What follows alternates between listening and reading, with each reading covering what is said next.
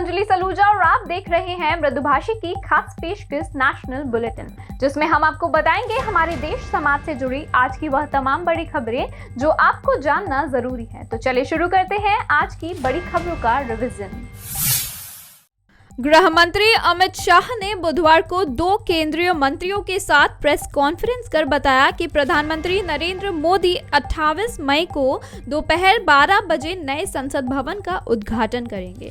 प्रधानमंत्री नए भवन में सत्ता हस्तांतरण का प्रतीक चिन्ह सिंगोल भी स्थापित करेंगे। सिंगोल चोल साम्राज्य की परंपरा रही है।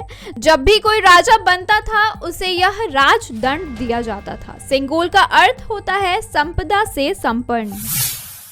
कांग्रेस समेत विपक्ष के 19 दल संसद के नए भवन के उद्घाटन समारोह में शामिल नहीं होंगे। बुधवार को इन दलों ने एक जॉइंट स्टेटमेंट में बॉयकॉट करने की जानकारी दी। इन्होंने कहा, जब संसद से लोकतंत्र की आत्मा को ही खींच लिया गया हो, ऐसे में हमें नई इमारत की कोई कीमत नजर नहीं आती है।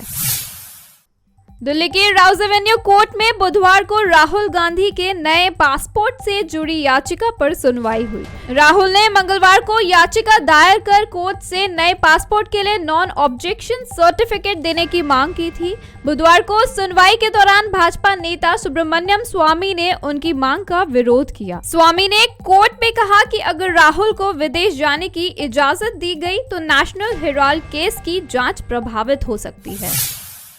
हेट स्पीच केस में आजम खान को बड़ी राहत मिली है। बुधवार को रामपुर की स्पेशल कोर्ट ने आजम को बरी कर दिया। आजम को इसी केस में कोर्ट की निचली अदालत से 3 साल की सजा हुई थी। सजा के बाद उनकी विधायकी चली गई थी। इसके बाद इस सीट पर उपचुनाव हुआ, जिसमें आजम पर केस करने वाले भाजपा नेता विधायक चुने गए।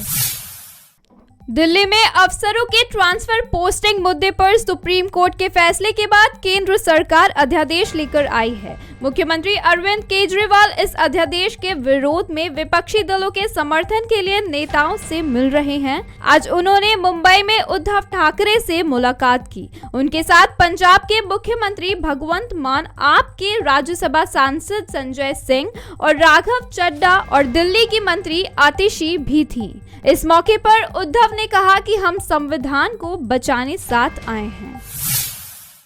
आम आदमी पार्टी के सांसद संजय सिंह के करीबियों के यहां बुधवार को एनफोर्समेंट डायरेक्टोरेट ने छापा मारा। एक्शन शराब नीति केस के सिलसिले में लिया गया है। उन्होंने कहा, मैंने ईडी की फर्जी जांच को पूरे देश के सामने उजागर किया।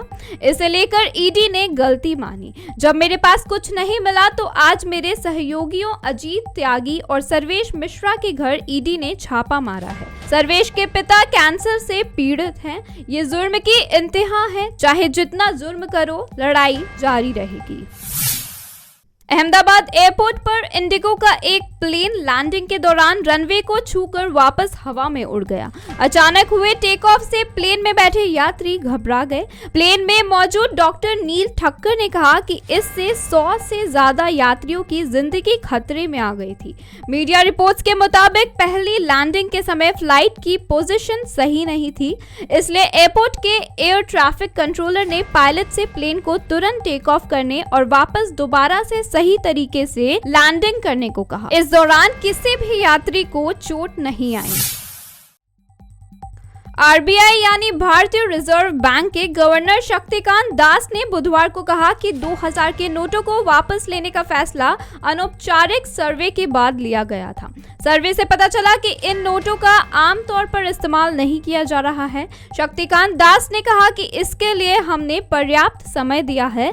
कल भी बैंकों में भीड़ नहीं थी। लोग 30 सितंबर तक बैंकों में जा सकते हैं और अपने 2000 रुपए के नोटों को बदल सकते हैं या जमा करा सकते हैं।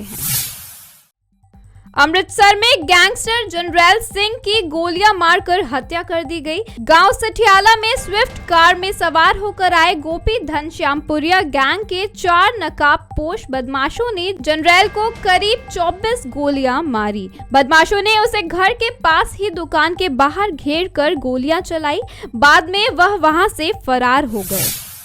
एंटरटेनमेंट इंडस्ट्री के लिए बुधवार को बुरी खबरें आईं। अनुपमा फेम एक्टर नितेश पांडे का शव नासिक के होटल में मिला।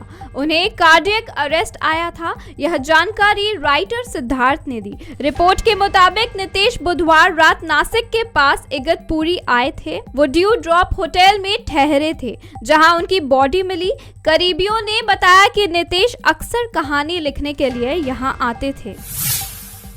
अभी के लिए इतना ही। कल फिर हाजिर होंगे दिन भर की हुई बड़ी खबरों के साथ। तब तक के लिए मृदुभाषी को सब्सक्राइब करना ना भूलें।